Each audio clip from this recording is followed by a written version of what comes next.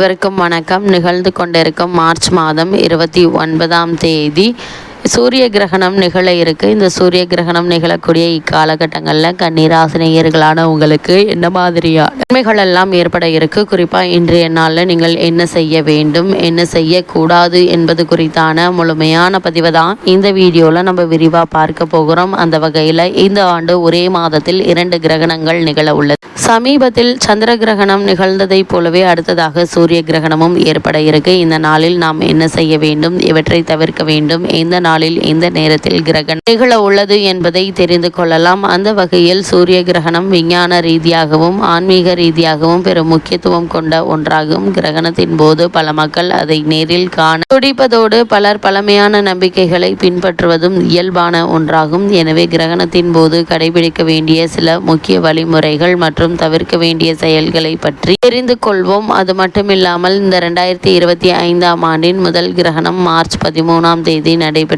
முதல் கிரகணமே சந்திர கிரகணமாக அமைந்தது. இது பகுதி நேர சந்திர கிரகணமாக அமைந்ததாலும் இந்திய நேரப்படி பகல் பொழுதில் நிகழ்ந்ததாலும் எந்த ஒரு பாதிப்பும் ஏற்படுவதற்கான வாய்ப்புகள் இல்லை. இந்த நிலையில் இந்த ஆண்டு மார்ச் மாதத்தில் 2வது முறையாக கிரகணம் நிகழ உள்ளது. இது சூரிய கிரகணமாகும். இது இந்த ஆண்டின் முதல் சூரிய கிரகணமாகும். மார்ச் 29ஆம் தேதி சனிக்கிழமை நிகழ உள்ளது. இதை ஆசியா, வட அமெரிக்கா, ஐரோப்பா, ஆப்பிரிக்கா, ஆர்டிக் உள்ளிட்ட உலகின் சில பகுதிகளில் காண முடியும் என தெரிவிக்கப்பட்டுள்ளது. இந்தியாவில் கிரகணம் ஏற்படும் நேரம் என்ன என்று பார்க்கும்போது இந்திய நேரப்படி பகல் 2:20 மணிக்கு துவங்கி மாலை 4:17 மணிக்கு உச்சமடைந்து மாலை 6:13 மணிக்கு நிறைவடைய உள்ளதாக சொல்லப்படுகிறது. இந்த சூரிய கிரகணத்தை இந்தியாவில் காண முடியாது எனவும் சொல்லப்படுகிறது. இருந்தாலும் ஆன்மீக ரீதியாக சூரிய கிரகணம் என்பது பகல் பொழுதில் நிகழ்வதால் அது முக்கியத்துவம் வாய்ந்ததாக கருதப்படுகிறது. இந்த நாளில் சில குறிப்பிட்ட விஷயங்களை கடைபிடிக்கவும் தவிர்க்கவும் வேண்டும் என சொல்லப்படுகிறது. இதனால் சில தீமையான விளைவுகள் ஏற்படுவதிலிருந்து தப்பிக்க முடியும் எனவும் கருதப்படுகிறது. அந்த வகையில் சூரிய கிரகணத்தின் போது கடைபிடிக்க வேண்டியவை என்ன என்று பார்க்கும்போது கண்ணுக்கு பாதுகாப்பு அவசியங்க. அதனால் கிரகணத்தின்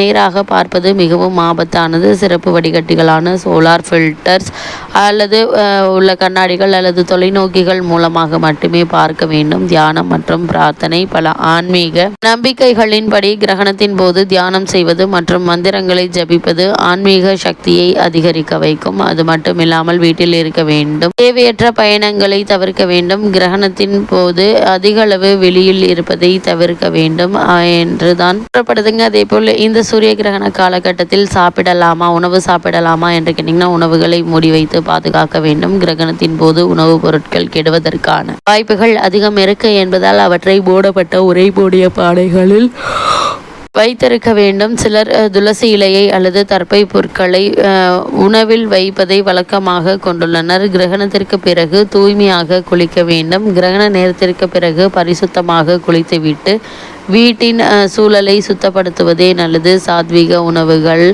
சாப்பிடுதல். கிரகண நேரத்தில் முதியவர்கள், குழந்தைகள், கர்ப்பிணி பெண்கள் உணவு சாப்பிட வேண்டும் என்பவர்கள் பழங்கள், காய்கறிகள், தானியங்கள், நட்ஸ், பால் பொருட்கள் ஆகியவற்றை தாராளமாக சாப்பிடலாம். இந்த சூரிய கிரகணத்தின் போது தவிர்க்க வேண்டியவை என்ன என்று பார்க்கும்போது நேரடியாக பார்க்க வேண்டாம். சூரியனை நேரடியாக பார்ப்பதை தவிர்க்க வேண்டும். இதனால் கண்களுக்கு பாதிப்பு ஏற்பட வாய்ப்புகள் இருக்கு. கர்ப்பிணி பெண்கள் தவிர்க்க வேண்டியவை. கர்ப்பிணி பெண்கள் கிரகணத்தின் நேரத்தில் வெளியில் செல்வதை தவிர்ப்பது நல்லது. ஏனெனில் இதனால் குழந்தைக்கு பாதிப்பு ஏற்படலாம். கிரகண நேரத்தில் உறங்க வேண்டாம். கிரகணத்தின் போது உறங்குவதை பலர் தவிர்க்கிறார்கள். ஏனெனில் அது உடல் மற்றும் மனச்சோர்வை அதிகரிக்கக்கூடும் என நம்பப்படுகிறது. சாப்பிடக்கூடாது. கிரகணத்தின் போது சமைத்த உணவு, வெங்காயம், பூண்டு, அசைவம் ஆகியவை சாப்பிடுவதை தவிர்க்க வேண்டும். இவைகள் உடலுக்கு தீங்கினை ஏற்படுத்தும். கூர்மையான ஆயுதங்களை பயன்படுத்தக்கூடாது. குறிப்பாக கத்தி, கத்திரிக்கோல் போன்ற கூர்மையான ஆயுதங்களை சூரிய கிரகணத்தின் போது பயன்படுத்தக்கூடாது எனவும் நம்பப்படுகிறது.